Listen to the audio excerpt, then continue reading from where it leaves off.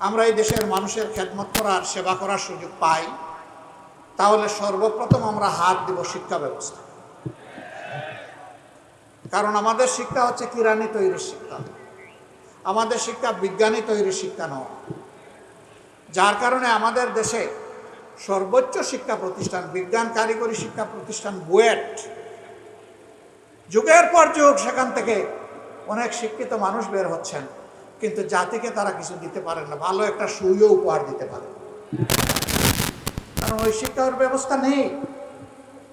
আবার যারা একটু শিক্ষিত হয়েছেন তাদের ক্ষেত্রে নৈতিক মূল্যবোধের অভাব থাকার কারণে তারা জাতির পকেটে আস্তে করে হাত ঢুকে গেল এবং পকেট খালি করে, পকেট লুণ্ঠন করে, ব্যাংক ডাকাতি করে সমস্ত অর্থ তাদের কূটবুদ্ধির জোরে বিদেশে তারা পাচার করে।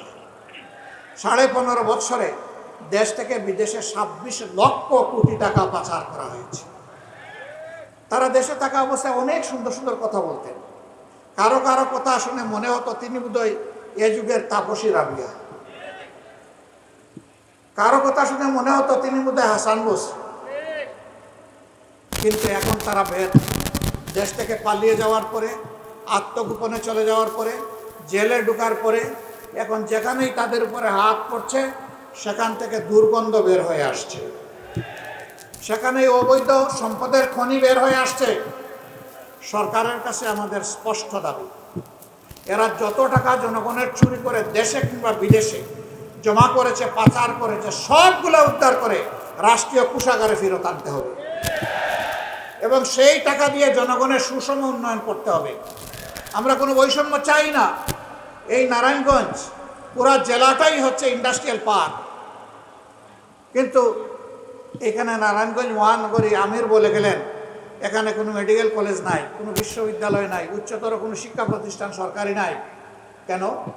26 লক্ষ মানুষের এই নগরী, প্রায় 40 লক্ষ মানুষের এই জেলা কেন বঞ্চিত হবে? আমরা দেখি যে কোনো কোনো জেলা, মাত্র 3টা উপজেলার জেলা, সেখানে ইউনিভার্সিটি আছে, সেখানে মেডিকেল কলেজ আছে, উন্নততর স্পেশালাইজড হসপিটাল আছে, সেখানে কারিগরি প্রতিষ্ঠান আছে, সেখানে এগ্রিকালচার ইউনিভার্সিটি আছে। 3 উপজেলার জেলায় যদি এটা হতে পারে, 40 লক্ষ মানুষ কি অপরাধ করেছে যে তাদের এখানে হলো না? যারা গডফাদাররা জমিদারি নিয়েছিলেন তারা কি করেছে? তারা তাদের আপার কাছ থেকে এগুলো আদায় করেননি কেন? কারণ তাদের ধান্দাবাজি ছিল জমিদারি টিকিয়ে রাখা, মানুষের উপর সন্ত্রাস করা এবং চাঁদাবাজি, লুণ্ঠন, দখলদারি চালিয়ে যাওয়া। তারা জনগণকে নিয়ে তাদের কোনো কর্মসূচি ছিল না, পরিকল্পনা ছিল না। সম্মানিত ভাইয়েরা, এটা শুধু নারায়ণগঞ্জের দুর্ভাগ্য নয়, এটা সারা দেশের দুর্ভাগ্য। আমরা ইনশাআল্লাহ এমন শিক্ষা আমাদের সন্তানদেরকে দিব, গরিব ধনী কোনো বাস বিচার হবে না।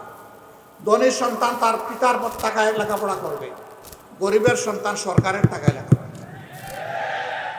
কোনো চিলড্রেন আর পথ শিশু এটা আমরা শুনতে চাই না। এ শিশু এদেশে জন্মগ্রহণ করেছে, একে আমরা মানুষ হিসাবে গড়ে তুলবো ইনশাআল্লাহ।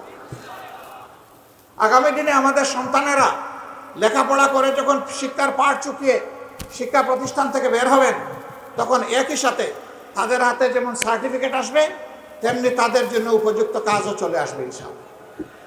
একটা সন্তানকেও আর বেকারত্বের অভিশাপে ভুগতে হবে না।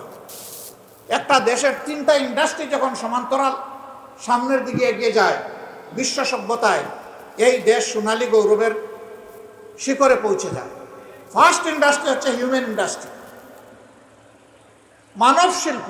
এর উপরে কোনো শিল্প নাই। দুনিয়ার যত শিল্প আছে সকল শিল্পের আবিষ্কারক হচ্ছে মানুষ, পরিচালক হচ্ছে মানুষ, কর্মকর্তা হচ্ছে মানুষ, শ্রমিক হচ্ছে মানুষ, ক্রেতা হচ্ছে মানুষ। কাজেই মানব শিল্প এবং মানব সম্পদকে আগে গড়ে তুলতে হবে। 2 নম্বর শিল্প হচ্ছে ইলেকট্রোমেকানিক্যাল শিল্প। যেহেতু আমাদের দেশটা ছোট, ল্যান্ড আমাদের কম, এই জন্যে কৃষি জমিকে যেভাবে নষ্ট করা হচ্ছে এটা চলবে না। এখানে শিল্পের জন্য পার্টিকুলার পরিকল্পনা থাকতে হবে। প্রশস্ত জায়গা দখল না করে আকাশ দখল করেন, উপরের দিকে উঠান, ভার্টিক্যাল এক্সটেনশন করেন, সেখানে আপনি ইন্ডাস্ট্রি কায়েম করেন। এই জায়গাগুলোকে আপনি গণহত্যা করবেন না। আশ্চর্যজনকভাবে আমাদের দেশের সয়েলকে, ল্যান্ডকে জেনোসাইড করা হচ্ছে, গণহত্যা করা হচ্ছে, শেষ করে দেওয়া হচ্ছে। ইন্ডাস্ট্রি জায়গা দখল করছে, আবার তার বর্জ্য দিয়ে নষ্ট করছে, আবার কৃষকেরাও নিজেরাও নষ্ট করছে, অপরিকল্পিত, অবৈজ্ঞানিকভাবে, হিসাব নিকাশ ছাড়াই কেমিক্যাল সার ব্যবহার করতেছে, আবার কীটনাশক ব্যবহার করতেছে, করে করে মাটির জীবন শেষ করে দিচ্ছে। এগুলো প্রতিকারে সরকারের কোনো কর্মসূচি নাই। তারা গালে আঙ্গুল দিয়ে দেখে কি হচ্ছে কি না, কিন্তু কিছু করে না। নদীগুলাকে শেষ করে দেওয়া হয়েছে, এইগুলা পলি জমে এখন নাই, অনেকগুলো মরে গেছে। এখন নদীর বুকে এখন চাষাবাদ হয়। অথচ আমাদের মানব দেহে রক্ত সঞ্চালনের জন্য যেমন শিরা, উপশিরা, ধমনী এবং ক্যাপিলারি আছে, ঠিক আল্লাহর সৃষ্টি এই জমিনকে বাঁচিয়ে রাখার জন্য এই নদী নালা চ্যানেলগুলো হচ্ছে সেই রকমই রক্ত, জমিনের রক্ত প্রণালী, কিন্তু এইগুলাকে শেষ করে দেওয়া হচ্ছে। আমাদের রক্ত প্রণালী বন্ধ হয়ে গেলে হার্ট অ্যাটাকে আমরা মারা যাই, তো জমির রক্ত প্রণালী বন্ধ হয়ে গেলে জমি বাঁচবে কীভাবে? এই নিয়ে কোনো গবেষণা নাই, কোনো পদক্ষেপ নাই। বরঞ্চ নদী শুধু ভরে যাচ্ছে না, সেই নদী দখলও করা হচ্ছে। কারা করছে? যাদের রাজনৈতিক শক্তি যত বড়, ক্ষমতায় থেকে তারাই এই কাজগুলো করে, সর্বকালে করেছে, এখনো চালিয়েছে। এই সমস্ত আবর্জনা সমাজ থেকে দূর করতে হবে ইনশাআল্লাহ। 3 নম্বর ইন্ডাস্ট্রি হচ্ছে অ্যাগ্রো ইন্ডাস্ট্রি, কৃষিজ শিল্প। যা আল্লাহ ল্যান্ড দিয়েছেন, যে নদীতে আমাদের পানি আছে, সমুদ্রে পানি আছে, এই সমস্ত পানিকে, মাটিকে তার উৎকর্ষ দান করে এই দেশকে এগিয়ে নিতে হবে। এই নিয়ে কার কি চিন্তা আছে 54 বছর মানুষ দেখেছে। রাজনীতির ধান্দা, গদিতে কিভাবে যাব এবং কিভাবে থাকব। এখন গদিতে আছি, মেরে কুটে অবৈধভাবে কালো টাকা এবং পেশি শক্তির বিনিময়ে আগামীতে কিভাবে আবার ক্ষমতায় আসব, রাজনীতির এইটা ধান্দায় পরিণত হয়েছে। জামাতে ইসলামী এই ধান্দাকে ঘৃণা করে। যারা মানুষকে খরিদ বিক্রির পণ্য মনে করে, আমরা তাদেরকে ঘৃণা করি। আমরা মানুষকে মানুষ হিসাবে সম্মান করতে চাই, ভালোবাসতে চাই। এই সম্মান এবং ভালোবাসার ভিত্তিতে একটা দেশ আমরা গড়ে তুলতে চাই, যেই দেশে আদৌ কোনো বৈষম্য থাকবে না। সম্মানিত ভাইয়েরা, এমন দেশ হবে যেখানে কোনো দুর্নীতি এবং দুঃশাসন থাকবে না। 5 আগস্টের পর বাংলাদেশে আলহামদুলিল্লাহ কোথাও কোনো চাঁদাবাজি এখন আর হয় না, বিশেষ করে এই নারায়ণগঞ্জে হয় না। নারায়ণগঞ্জেও হয়। কোনো দখলদারি, তাও হয়। এখানে আর অফিস আদালতে ঘুষ চলে। তাহলে কেন আমাদের এতগুলা জীবন ঝরলো? এতগুলা মানুষ কেন পঙ্গু হলো? এত রক্তের ফোঁটায় কেন বাংলাদেশ ভাসলো? আমি বিনয়ের সাথে অনুরোধ করব, আমি দল, মত, ধর্ম যার যার, কিন্তু বাংলাদেশটা আমাদের সবার। এই অপকর্মে যারাই জড়িত আছেন তাদের কাছে হাত জোড় করে অনুরোধ করতে চাই, মেহেরবানি করে এই অপকর্মগুলো ছেড়ে দেন। আপনারা যদি এই অপকর্ম করেন তাহলে শহীদদের সাথে বিশ্বাসঘাতকতা করা হবে, এই শহীদের রক্তের সাথে অপমান করা হবে। আহত পঙ্গুরা আপনাদেরকে অভিশাপ দেবে, শহীদের ফ্যামিলিরা অভিশাপ দিবে, 18 কোটি মানুষ অভিশাপ দিবে। অপকর্মের জন্য আল্লাহর আরশ থেকে আপনাদের জন্য অভিশাপ আরোপিত হবে। আমরা চাই আপনারা ওই দেশের নাগরিক, মেহেরবানি করে এগুলা ছেড়ে দেন, মানুষকে স্বস্তিতে বাঁচতে দেন। কিন্তু যদি না ছাড়েন, এই ধান্দাবাজি থেকে যদি সরে না আসেন, মনে রাখবেন উই ওয়ান্ট জাস্টিস বলে আমাদের যে ইয়াং জেনারেশন রাস্তায় নেমে এসেছিল, তারা কিন্তু বুক চিতিয়ে যুদ্ধ করেছে, গুলিকে লুফে নিয়েছিল, স্লোগান দিয়েছিল, বুকের ভিতরে তুমুল ঝড়, বুক পেতেছি গুলি কর। আর এখন তারা স্লোগান দিচ্ছে, সেই যারা গুলি বুকে নিয়ে দুনিয়া থেকে চলে গেছে, শহীদ হয়ে গেছে, আল্লাহ তাআলা তাদেরকে সর্বোচ্চ মর্যাদা দান করুন। এখন তাদের অনুসারীরা স্লোগান দিচ্ছে, ও আবু সাঈদ, ও মুগ্ধ, তোমরা জেনে রাখো, হে আবু সাঈদ মুগ্ধ, শেষ হয়নি মোদের যুদ্ধ। সেই যুদ্ধটা কি? সেই যুদ্ধ হচ্ছে এই যে আবর্জনাগুলার কথা বললাম, এইগুলা তারা এই সমাজে দেখতে চায় না।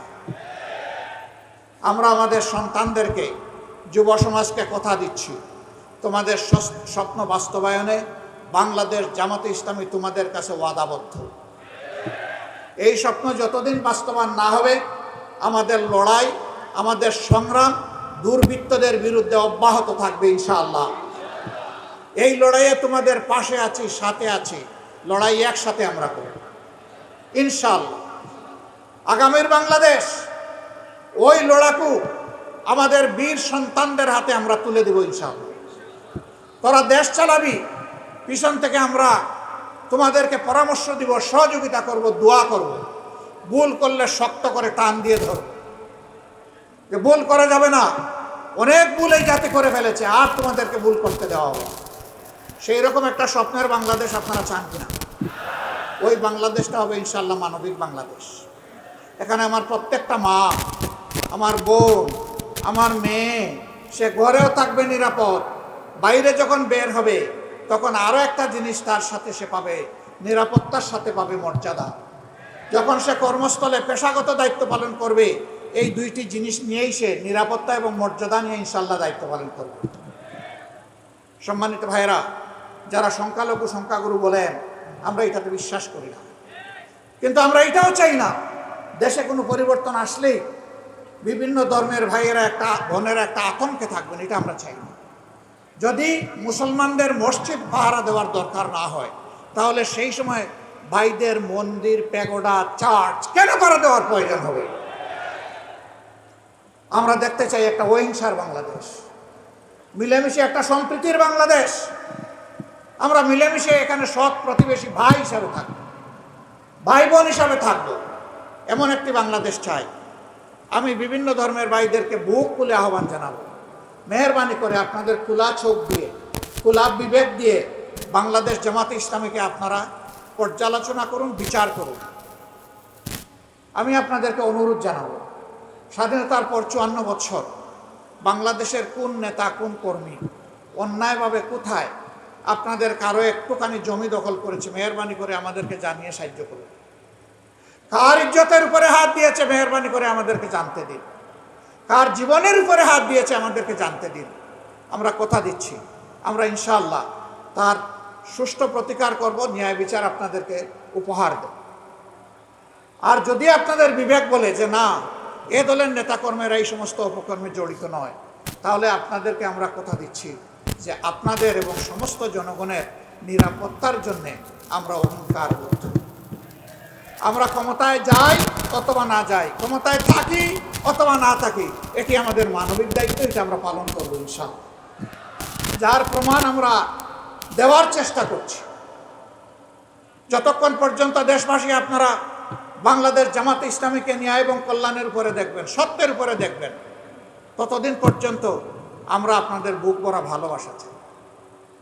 আমরা আপনাদের সৎ পরামর্শ চাই, চলার পথে সহযোগিতা চাই, দেশ গড়ার কাজে আপনাদেরকে সাথে চাই, পাশে চাই, আর আপনাদের বুকে আমাদের জন্য একটু জায়গা চাই।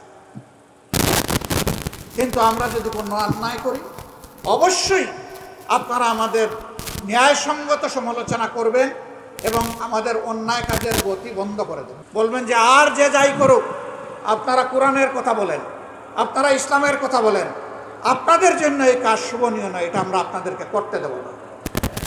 যদি আপনারা এইভাবে আমাদেরকে সহায়তা করুন, ইনশাআল্লাহ সাম্যের বাংলাদেশ, ন্যায় নীতির বাংলাদেশ, দুর্নীতিমুক্ত বাংলাদেশ, দুঃশাসনমুক্ত বাংলাদেশ, মানবিক বাংলাদেশ আমরা আপনাদেরকে সাথে নিয়ে উপহার দিতে পারবো এই দেশবাসীকে ইনশাআল্লাহ। কঠিন রোদের মধ্যে আপনারা বসে আছেন, আমরা ছায়ার তলে, এটা একটা বৈষম্য হয়ে গেল। অথচ এখন বৈষম্যের বিরুদ্ধে আমাদের আন্দোলন। আমি ক্ষমা চেয়ে নিচ্ছি, যদি আপনাদের মাথার উপরে এইরকম ছায়ার ব্যবস্থা করা যেত উত্তম হতো। এই মাঠ খুবই অপর্যাপ্ত। আসার সময় দেখলাম, এখানে এসে বুঝলাম মাঠে যে পরিমাণ মানুষ, তার চাইতে 3 গুণ মানুষ বাইরে, কারণ মাঠে ঢোকার কোনো জায়গা নাই। কেন? নারায়ণগঞ্জ গর্বিত একটা জায়গা, এখানে কেন একটা মাঠ থাকবে না যেখানে প্রশস্তভাবে সকল দলমতের মানুষ এসে কথা বলার সুযোগ পাবে? অতীতে কেন হলো না? আমরা আপনাদেরকে কথা দিচ্ছি, আল্লাহ তাআলা যদি এই দেশবাসীর খেদমত করার সুযোগ দেন, যে দাবিগুলো এখানে আজকে উত্থাপন হয়েছে আমরা আপনাদের সঙ্গত সকল দাবির সাথে একমত। আমি আরেকটা যোগ করে দিলাম যে এখানে একটা বিশাল মাঠেরও প্রয়োজন হবে। আমরা দায়িত্বে গেলে এই দাবি আপনাদের আর এগুলা তুলতে হবে না, এটা আমাদের পবিত্র কর্তব্য হবে এই দাবি বাস্তবায়ন। আর যদি আল্লাহ তাআলা ওই পর্যায়ে সেবার জন্য আমাদেরকে মনোনীত না করেন, দেশবাসীর ভোটে আমরা যদি নির্বাচিত হয়ে সরকার গঠন না করি, তাহলে সেই দাবি আদায়ে আপনাদের হাত যখন উপরে উঠবে আমাদের হাতগুলো আপনাদের সাথে থাকবে ইনশাআল্লাহ। আল্লাহ তাআলা নারায়ণগঞ্জবাসীর উপর রহম করুন। কষ্ট করে আপনারা ধৈর্য ধরে এই জনসভাকে সফল করেছেন, আমাদের কথা শুনেছেন। আমি অভিনন্দন এবং কৃতজ্ঞতা